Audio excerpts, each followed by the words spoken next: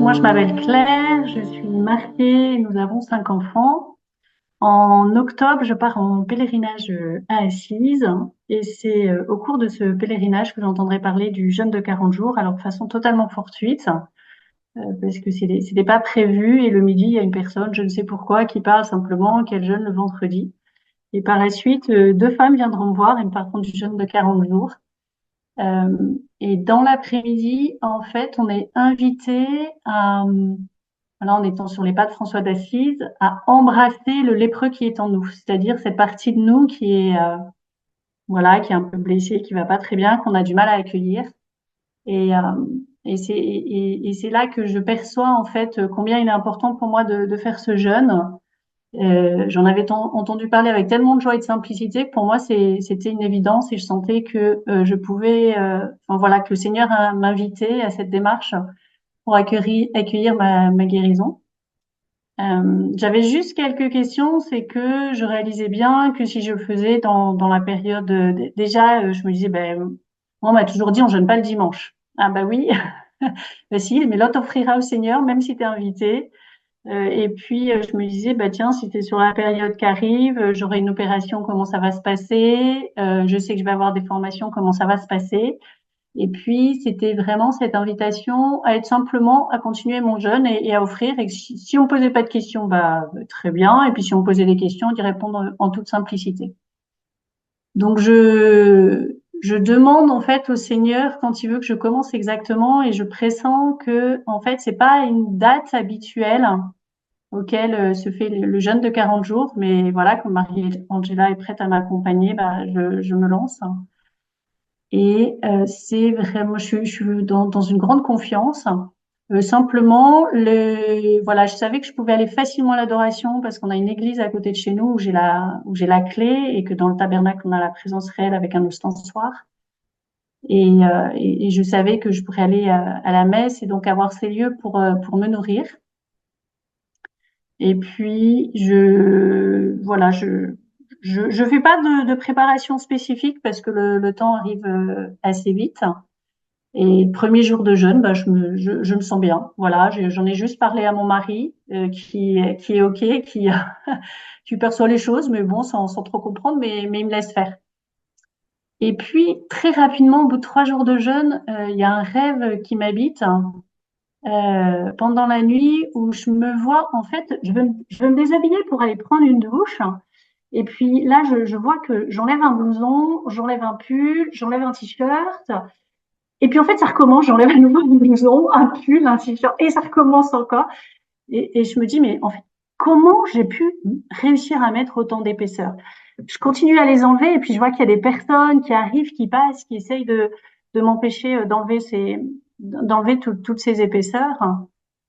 Et puis je me réveille. Enfin voilà, au bout d'un moment, j'avais quand même réussi. Et puis là, je me réveille et vraiment, je me dis, mais qu'est-ce que ça vient dire en fait? Et, Et là, je comprends qu'en fait, ces 40 jours de jeûne sont vraiment là pour m'aider à me trouver moi-même, pour enlever en fait tout ce qui m'empêche de l'être. Et notamment, je vois combien l'importance de la confession aussi pendant ce temps de jeûne pour pouvoir enlever toutes ces couches qui m'habitent. Une nuit, lors de la première neuvaine, je suis réveillée et j'ai envie de prier. Alors là, j'admire mon mari parce que mon mari qui était juste là, enfin voilà, à côté de moi, je lui dis, écoute, là, je sens, j'ai envie de dire une dizaine. Est-ce que tu veux bien la dire avec moi? Alors oui, là, le Seigneur, il me parle encore la nuit, hein, et en fait, je me dis que peut-être c'est parce qu'en fait, la journée, j'ai tellement d'occupations, de préoccupations que moi, je suis pas assez à son écoute. Donc, il profite des moments où je le suis peut-être un petit peu plus. Bref, toujours est-il que mon mari veut bien faire cette dizaine avec moi. On en fait une, puis on en fait deux, et puis on en fait trois. Et, euh, et en fait, il y a un moment pendant ces dizaines où je sens vraiment qu'il faut briser la puissance de l'esprit de fornication dans notre famille, en fait, dans tout notre arbre généalogique. Donc, on fait tous les deux, on fait cette démarche ensemble. Et puis, je me suis dit, mais j'ai idée qu'il y a 10 avortements dans nos deux arbres généalogiques qui ont lieu. Alors, on prie et puis on se rendort simplement. Les jours qui vont suivre, j'ai perdu du poids et en même temps, j'ai le ventre qui gonfle. Et je me sens un peu bizarre. Il y a un moment, je me réveille et je pense à notre fille Anagat qui en fait est enceinte. Et je me dis, mais j'ai vraiment l'impression en fait d'être grosse et qu'il faut que j'accouche de quelque chose. Euh,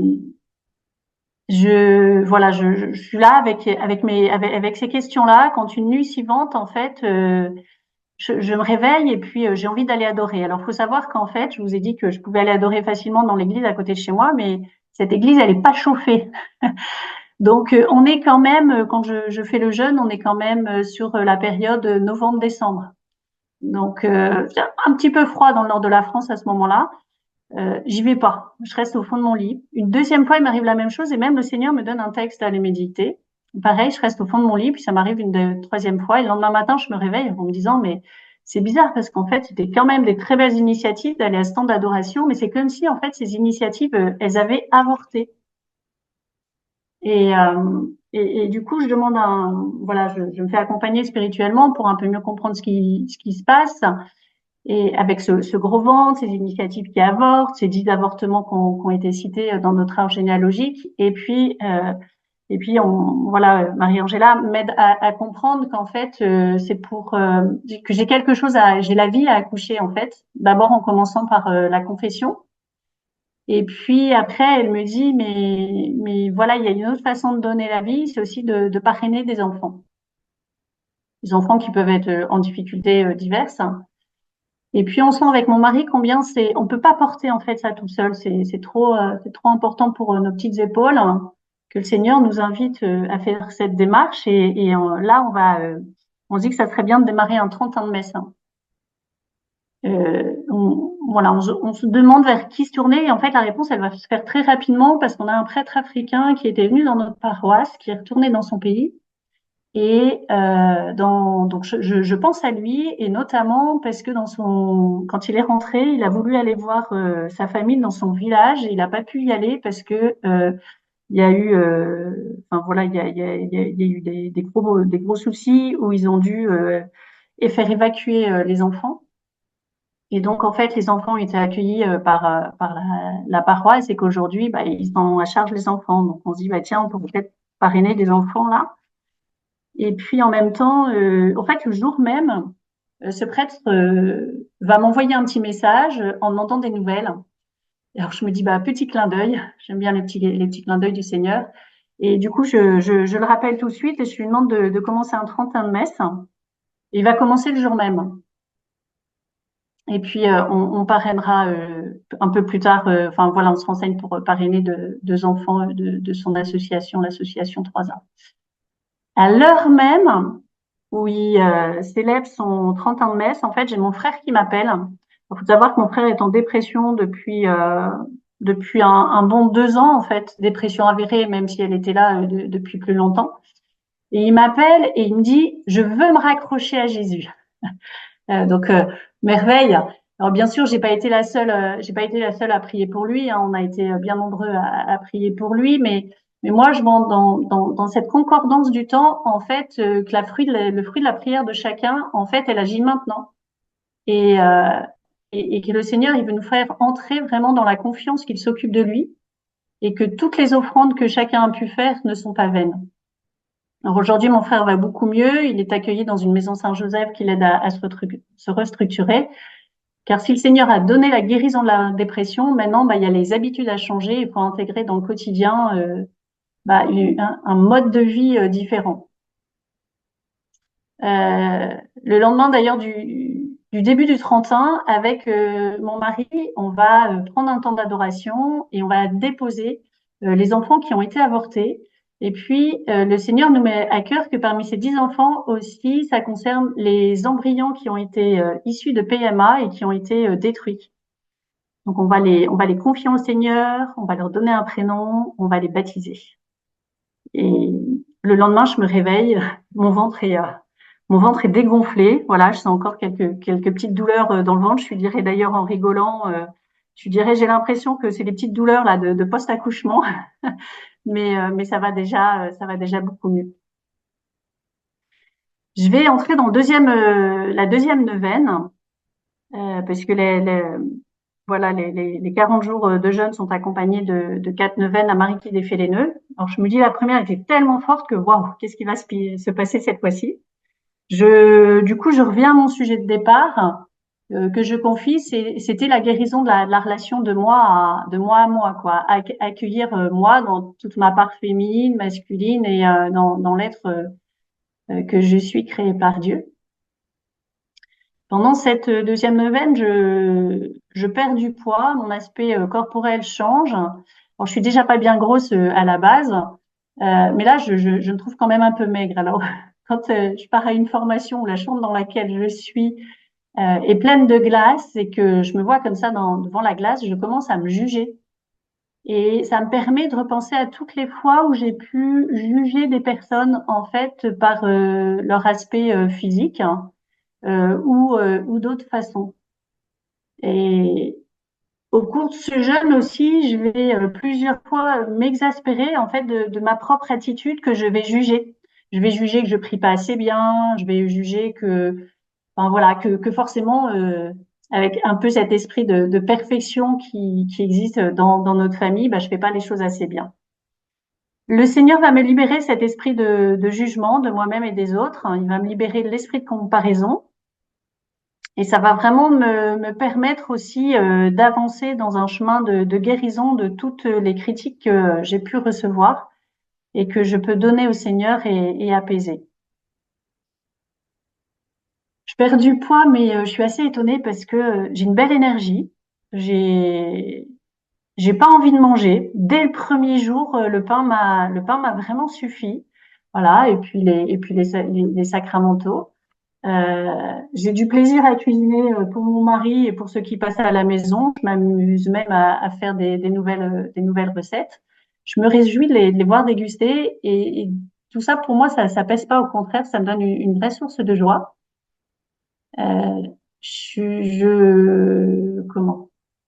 Mais devant le fait de maigrir, je me pose des questions et du coup je suis invitée vraiment à me dire bah Seigneur en fait c'est toi qui jeûnes en moi et c'est toi maintenant qui va prendre vraiment la dose de pain que tu veux. Alors moi, je me disais 2 tartines, ça me suffit largement, mais je me suis mis quand même à en prendre un petit peu plus. Ça m'a aidé à m'abandonner et vraiment pas à vouloir juger ma propre façon de voir les choses. Je vais me laisser libérer de l'esprit de vouloir tout contrôler. Ça va me permettre d'avancer dans un esprit d'abandon, de totale confiance et surtout de gratitude pour ce qui se vit simplement chaque jour. Le jeûne avance. J'arrive, on est juste avant le week-end de la fête de l'Immaculée Conception. Le prêtre nous a confié de réaliser la crèche pour Noël cette année avec les catéchumènes qu'on accompagne. Et il veut qu'on change un petit peu de personnages et qu'on retrouve les vieux personnages plein de couleurs. Alors du coup, je fais des recherches dans l'église, dans les vieilles, là où sont rangés tout vieux matériel. Et en fait, je découvre une magnifique bannière de Marie qui était bien cachée dans une des salles. Et le prêtre nous demande de la prendre chez nous et de trouver un moyen de pouvoir l'exposer justement à l'église pour le 8 décembre. Alors, c'est un petit clin d'œil qu'on apprécie beaucoup avec mon mari de voir Marie qui s'invite dans notre maison. Parce que oui, en fait, ne plus chercher à contrôler sa vie, c'est aussi prendre le risque de recevoir des belles surprises du Seigneur. Et ça, pour nous, ça a été vraiment une belle surprise. C'est aussi autour de cette fête de l'Immaculée Conception que mon frère, dont je vous ai parlé tout à l'heure, prend l'initiative d'aller voir un prêtre exorciste. Et finalement, ce prêtre ne va pas réaliser un exorcisme, mais il va simplement lui donner le sacrement des malades. Et c'est vraiment une joie pour nous parce que ça faisait un petit moment qu'on espérait qu'en fait, et mon frère demande le sacrement des malades.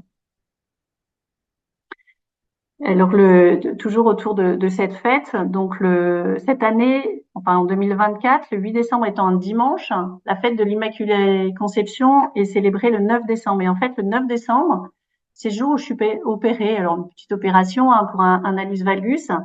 Et j'ai entendu plusieurs personnes autour de moi qui me disaient, mais Claire, c'est pas prudent de jeûner avant une opération.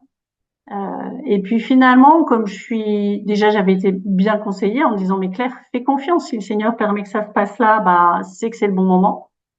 Et puis, comme je reste calme, vraiment non inquiète, finalement, je vois bien que les personnes qui sont autour de moi restent sereines. Cette journée, elle va être une journée merveilleuse d'évangélisation. C'est-à-dire que quand on se retrouve, voilà, vous avez peut-être déjà été opéré, mais on est dans les couloirs. À un moment, on est allongé, on attend d'être anesthésié. Et là, j'ai pu voir une personne à côté de moi qui était allongée aussi. Et puis, elle était dans l'inquiétude de cette opération. Et j'ai pu lui dire, mais confiez-vous à Marie. Et elle est repartie vraiment en me disant, super, je vais me confier à Marie. Je suis sûre que ça va bien se passer, ça va bien se passer. Donc voilà, il y a eu plein de petites anecdotes comme ça tout au long de cette journée que moi, j'ai vraiment trouvé merveilleuse. Avant de partir, quand on a une anesthésie, voilà, moi c'était donc là une anesthésie locale, ben on prend une petite collation.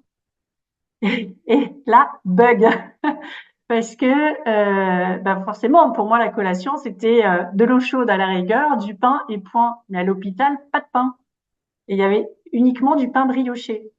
Et là l'infirmière me le dépose et je lui dis mais oui mais je jeûne et elle comprend. Et puis elle repart mais elle me le dépose quand même. Puis elle revient et me dit mais vous l'avez pris? Bah non, elle me dit, mais vous savez, en fait, si vous prenez rien et qu'il vous arrive un malaise sur le parking de l'hôpital, c'est moi qui vais être remise en cause, ça peut créer des soucis. Et là, je sens vraiment que je suis invitée à entrer dans une obéissance. Cette fois-ci, l'obéissance bah, au corps médical, quoi. Et c'est ce que je fais. Et du coup, je ressens, au moment même où je ressens cette invitation à entrer dans l'obéissance, en fait, je ressens une grande paix. Je vais manger mon petit pain brioché, je vais manger la petite compote industrielle qu'on me propose. Alors, c'était pas génial, hein, la compote industrielle, mais voilà. Et j'ai vraiment aucun regret. Je me juge pas par rapport à ce que j'ai fait. Et je suis simplement en paix, en fait. Donc, voilà, j'aurai l'autorisation de ressortir et puis je reprends le jeûne. Euh, J'ai arrêté mon jeûne le 11 décembre. Et là, donc, j'arrive un petit à petit vers la fin du jeûne et je sens vraiment monter en moi un désir de manger, mais surtout de rendre grâce, en fait, pour tout ce qui m'attend à travers la nourriture qui m'attend. Et en même temps, j'ai une envie de pleurer, en fait, parce que je sens que ce temps des 40 jours qui ont été vécus de jeûne, c'était vraiment un temps aussi de relation particulière avec le Seigneur et que ça va se terminer. Et je me dis, waouh, quelle tristesse, en fait. Voilà, donc j'aurais à accueillir que ben, le Seigneur continuera à être avec moi, même si je jeûne pas, les jours qui vont suivre. Je vois combien le Seigneur, tout au long de ce jeûne, il a orchestré plein de petits détails avec minutie, afin de prendre soin de moi, afin de me parler. Par exemple, le dernier jour du jeûne, j'ouvre le calendrier de l'Avent et j'ai une belle surprise parce que c'est une parole d'Edith Stein qui dit cuisine et réjouis-toi des bonnes odeurs. Et donc le lendemain, ben voilà, j'avais continué à cuisiner et là j'allais pouvoir le faire aussi pour moi apprécier. Le dernier jour de jeûne, c'est aussi le dernier jour de la messe du 31.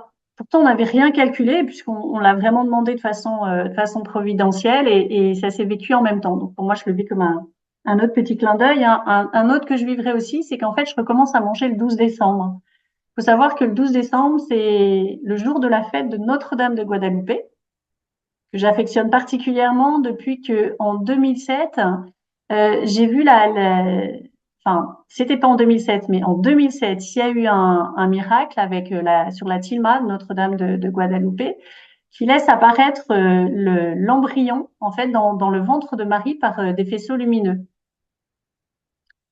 Et ça s'est passé au moment en fait où la légalisation de l'avortement venait de passer au Mexique.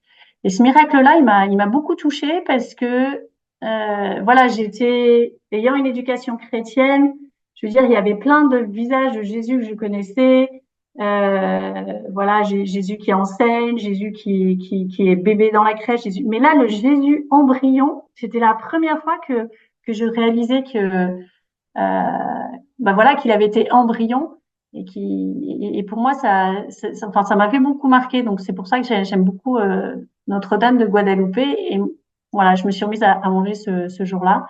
Faut savoir aussi que l'année dernière, j'avais mis avec notre diocèse en place une neuvaine avec Notre-Dame de Guadeloupe. Et que suite à cette neuvaine, j'avais été consacrée par Mère de Miséricorde. Mère de Miséricorde, en fait, c'est une association qui va prier et qui va jeûner pour accompagner quand il y a une grossesse qui est difficile, lorsqu'il y a une maman qui hésite à garder son enfant ou qui vit une pression de la part de sa famille ou du corps médical sur sa grossesse. Et c'est une association qui organise aussi des retraites, des stabbats pour les femmes qui ont perdu des bébés in utero, quel que soit, enfin pour les femmes et pour les hommes aussi. Hein, bien sûr, les pères sont aussi ont besoin aussi d'être accompagnés sur cette période-là. Et donc en fait, c'était suite à cette neuvaine qu'on m'avait demandé de devenir responsable d'une chaîne de jeûneurs, de priants et de jeûneurs. Bien sûr, cette chaîne, elle s'appelle Notre-Dame de Guadeloupe.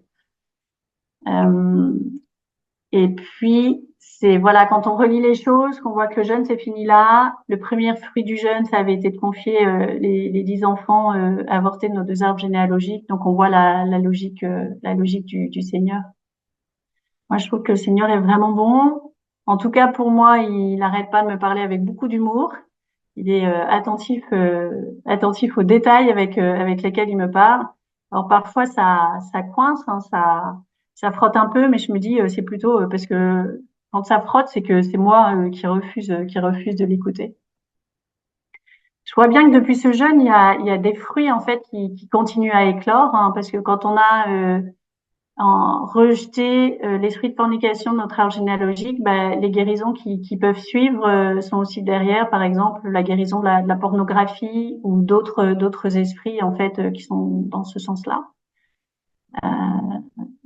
Donc il y a des guérisons qui s'approfondissent, qui s'enracinent dans le quotidien, des vraies libérations qui se font.